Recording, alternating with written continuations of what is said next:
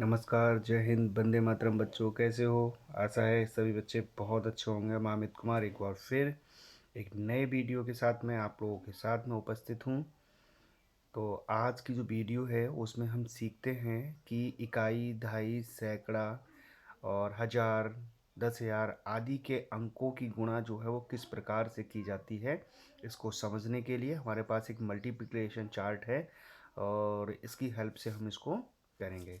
तो सबसे पहले इसका हम थोड़ा सा यूज भी देख लेते हैं। देखिए बच्चे, जैसे कि हमें 6 की 5 बार गुणा करनी है या 5 में गुणा करनी है, तो सिंपल सी बात हम देखेंगे। 6 किधर है हमारा, ये 6 की लाइन में पहुँचिए और 5 की लाइन पहुँची। जहाँ दोनों बिंदु आपस में काट रहे हैं वही उसका क्या हो जाएगा, गुणनफल हो जाएगा। तो 6 पंजे कितना होता है बच्चों, 30 होता है। इसी प्रकार से जैसे 8 है, 8 और 9, 8 नेम कितने करना है, 8 की देखना है। तो 8 की लाइन में देखो, 9 की लाइन में देखो, जहाँ ये दोनों बिंदु काट रहे हैं तो 8 नेम 72, वो उसका गुणनफल होगा।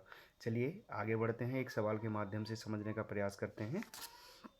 बच्चों, ये एक सवाल दे रखा है गुणा का, जिसके माध्यम से हम समझेंगे कि इकाई, दहाई, सैकड़ा के अंकों की गुणा जो है किस प्रकार से की जाती है। ठीक है, तो हमने देखा सबसे पहले कि किसी भी चाहे जोड़, घटाना, गुणा या भाग हो, इनमें इकाई, दहाई, सैकड़े के अंकों का हज़ार, लाख, 10 लाख जो भी है, इन सभी अंकों का बहुत बड़ा अहम रोल होता है। जब तक हमें इसका सही और सटीक प्रकार से ज्ञान नहीं होगा तब तक हम इन धारणाओं को बहुत अच्छे से क्लियर नहीं कर सकते हैं। तो देखिए कि इकाई के स्थानों पर लिखा है, जो गुण्य है उसमें लिखा है 9, 6, 4, और जो गुणक जिससे हमें गुणा करनी है उसमें इकाई के स्थान पर 9, दहाई के स्थान पर 8 और सैकड़े के स्थान पर 6 लिखा है। तो गुणा करना प्रारंभ करते हैं। और सबसे पहले ये बात ध्यान रखना है कि इकाई के अंक की जो गुणा होगी वो इकाई के स्थान पर रखना है, और दहाई के अंक की जो गुणा होगी वो दहाई के स्थान पर रखना है, और सैकड़े के अंक की जो गुणा होगी वो सैकड़े के स्थान पर ही रखना है। और बाकी जो स्थान हमारे छूटे हुए बचेंगे उनके स्थान पर शून्य या फिर क्रॉस का निशान दिखाना है। क्रॉस का निशान भी शून्य को ही दर्शाता है।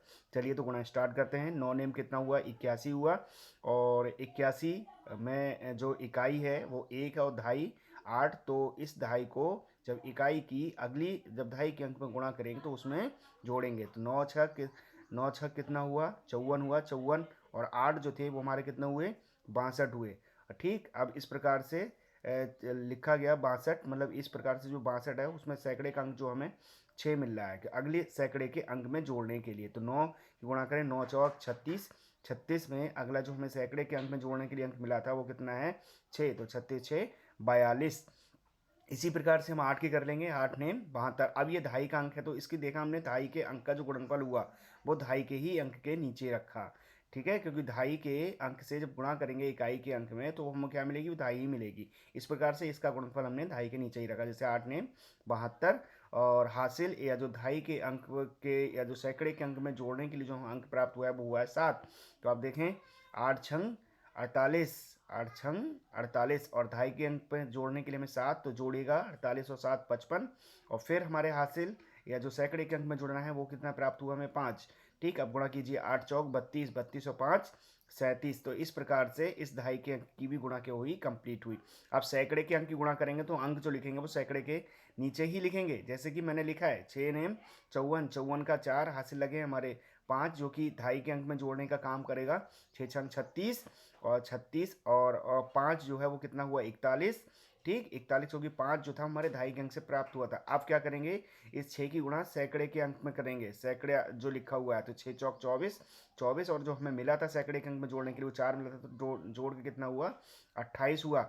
अब क्या कर लेंगे, टोटल इनका ऐड कर लेंगे। जैसे कि हमें देखा कि एक, एक के नीचे क्या लिखा हुआ, क्रॉस लगा, क्रॉस या मतलब 0, तो ये सभी एक मिले हैं। 2 और 2 4, क्योंकि यहाँ पर भी क्या लिखा है, शून्य लिखा है। तो इस प्रकार से इनका गुणनफल जो है वो आसान तरीके से प्राप्त होता है। और आपको ध्यान भी रखना है कि इकाई के अंक का जो गुणनफल होगा वो इकाई के नीचे, और दहाई के अंक का जो गुणनफल होगा वो दहाई के नीचे, और सैकड़े का अंक का जो गुणनफल होगा वो सैकड़े के नीचे ही रखा जाएगा। तो इन 2-3 बिंदुओं को आपको ध्यान रखना है।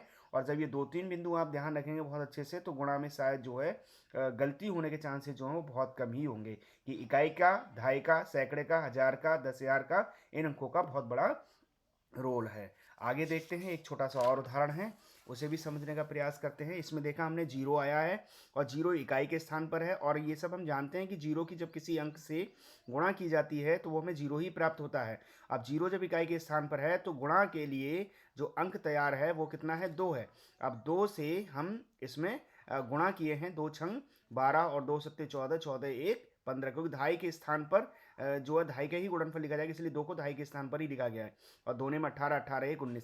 अगर यहाँ 2 की जगह 0 होता तब हम क्या करते कि इसकी गुणा जो स्टार्ट करते वो सैकड़े के अंक से स्टार्ट करते और यहाँ पर फिर जो है वो सैकड़े के स्थान पर जो भी अंक गुणनफल आता है वो सैकड़े के स्थान पर ही लिखते। जैसे 5 छक 30 और 5 सत्ते 35, 35 3 38 और 5 ने 45, 45 और जो हमारा जो हासिल लगा है उसको जोड़ने के बाद 48 प्राप्त हुआ। तो इस प्रकार से इनका गुणनफल जो है प्राप्त हुआ है। तो शून्य अगर लिखा हो, अगर दहाई के बीच में स्थान में लिखा होता शून्य, तो हम दहाई के स्थान को छोड़कर सैकड़े के स्थान से गुणा करने का प्रयास करते। तो आशा है बच्चों कहीं ना कहीं ये आपकी समझ में आया होगा और जो एक जो चार्ट दे रखा है ये भी कहीं ना कहीं आपके लिए गुणा करने में काफ़ी हेल्पफुल होगा। तो इसी के साथ में थैंक यू।